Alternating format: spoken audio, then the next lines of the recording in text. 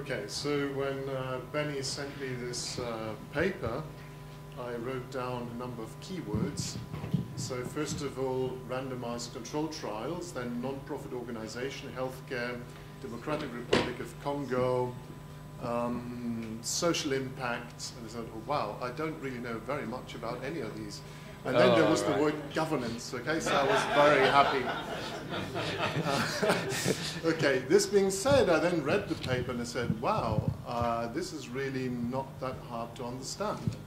And I guess that's, we don't see many of these randomized controlled trials, but the great beauty, and I guess that's why it just won a Nobel Prize, is that when these things can be implemented, and I guess maybe the authors of this morning thought, hey, if we could add women randomly to these boards, then our troubles with the referees might be gone.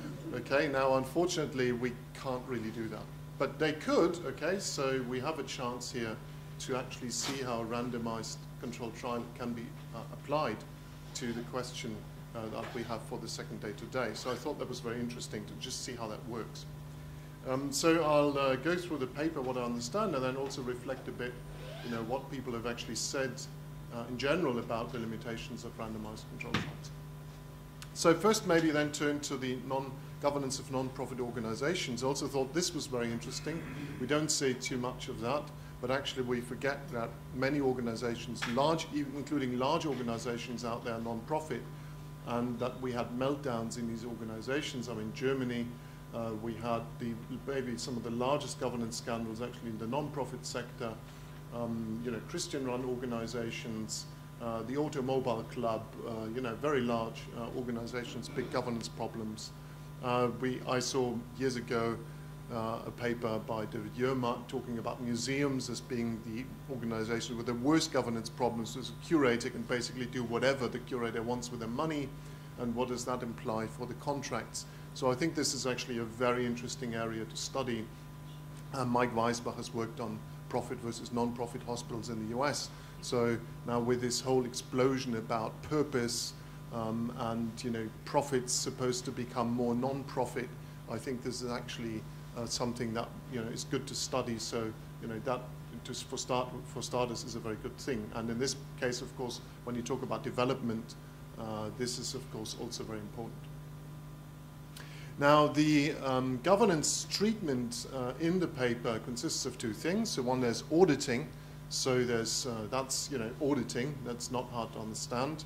The pro-social incentives I found a little bit harder to understand, because thinking about yesterday, we condition kind of incentives on success. So my first question, and I'll come back to this, is when you are successful in fulfilling the requirements, what do you get? Do you get extra financial resource? But that's a bit of a problem. Alon asked quickly during the break whether you get extra equipment. That's an obvious another question. I mean, what do you get? I mean, what are your incentives? So I understand the auditing. I don't quite understand the incentive part, especially given what we talked about yesterday.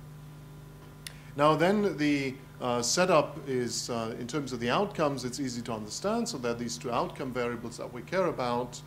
And then the other thing that I found helpful is to actually see a picture of the organization, so it doesn't look like a very complicated organization. On the other hand, there's also a map. Okay, so there are actually lots of these things. So what I didn't really find in the paper is very much discussion about the organization that we're talking about. And actually looking at this and thinking I was the dean of this organization, this is actually pretty complicated.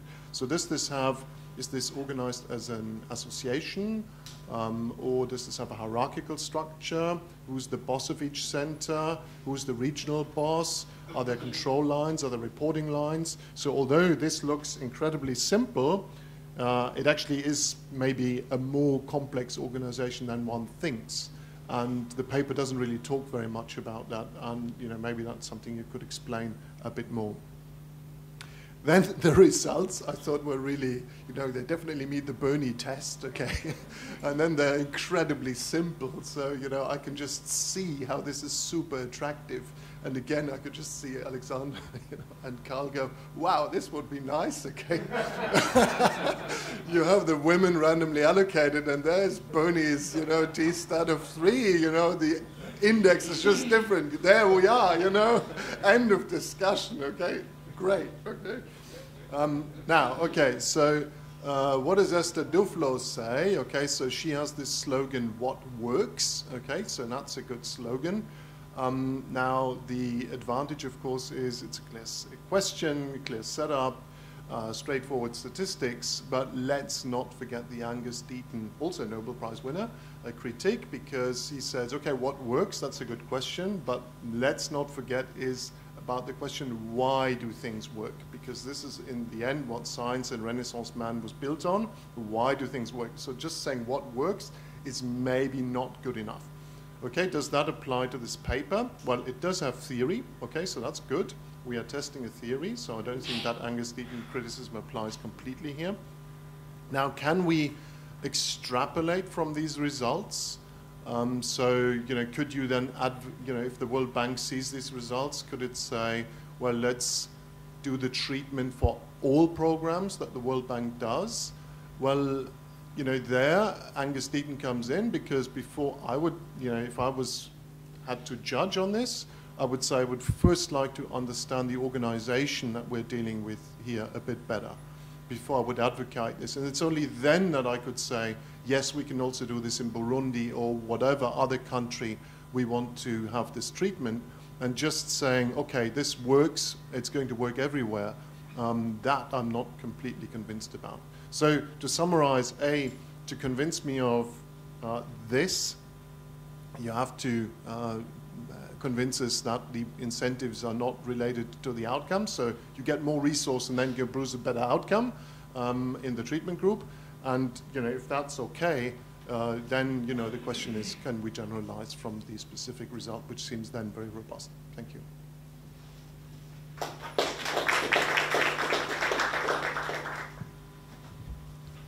Questions? Okay, I'll go in the order that is convenient to me. Very fascinating results. So I taught some students from Congo, both in Frankfurt and in Kinshasa, which was a great experience. And something that always came back was that it seems super important in the country from which tribe you are. So now that you're speaking about social preferences, I think social homogeneity in terms of the tribes could be something that is important, both in the area around the center, but also maybe whether the nurses are of the same from the same tribe as the people that are being treated. So that would just add an additional level of richness, maybe another paper. We have these papers from India about castes and so on. Raj has been doing stuff. So that could be interesting to explore.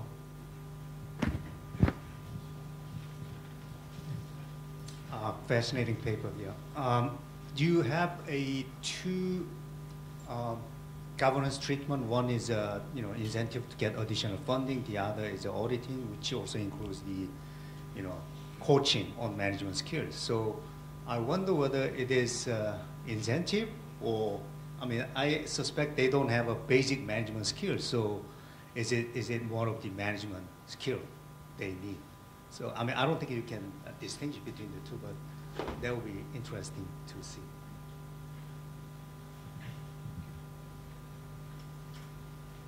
This is really a clarifying question, and I know this was brought up by Marco, but I'm not sure I understood what the pro-social incentives were, so I'm wondering if you can describe that a bit more. Anna? I also have a clarifying question. I don't know if I missed it, but I was a little bit struck by the fact that in the first table, one of the most important results was the fact that efficiency goes up by the fact that the number of employees goes down. And I don't know if I missed this, but if they get more funding, and the improvement in efficiency comes from firing people. I just did not understand it. Thank you. So, first of all, Marco, thank you so much for reading the paper and your valuable comments and all the good questions as well. But thank you. I'm Swiss, so I greatly appreciate your time. Let me. I even ran over by 1 minute. Well, you're German. All right. So, in terms of pro-social incentives, so this is really, there are two key differences to the more traditional financial incentives that we know of. One is pro-social incentives are linked to the social performance of the organization, not the financial performance. And the beneficiary is the organization, not the employee. It is nevertheless a financial incentive in a sense. So this is not a term that we came up with. This is a term that is used in the literature, pro-social incentives, that it is money that the health center receives. So provided that you achieve a certain social performance, the health center receives money, and they can do pretty much what they want, correct? So there is a risk that they...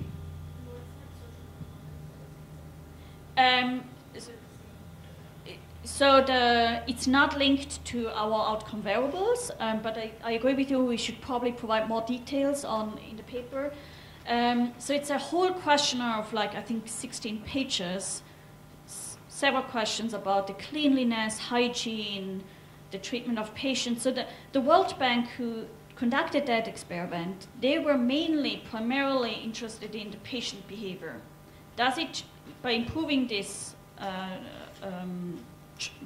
governance, does it help improve the patient behavior in terms of taking the drugs, coming regularly to the health center, etc., etc.? So this relates to your question of whether it's related to our outcome variables. It's not. It is related to kind of hygiene, procedure. Do they conduct for example, the World Health Organization provides pamphlets of how to conduct a C-section, etc., etc. The question is, do they actually follow those procedures, correct? Or do they store the medication in a way that they are supposed to be stored in the fridge, first in, first out, as opposed to, you see what I mean? So these are kind of the criteria they're assessing it. In terms of Zach, great comment about tribes, etc. So I'm less, I think it would be a different paper. I agree with you, that would be important to look at. I'm less concerned in our case for two reasons. One is it's randomized, correct? Secondly, we do look within health district. So we compare health centers within health district, which we could double check whether there's any thing going on in terms of tribes. But unbundling the bundle, I would love to unbundle the bundle. Is it pro-social incentives or is it auditing that is really driving the effect? I would love to know. We cannot do it. Unfortunately, we cannot do it with this experiment because it's the bundle.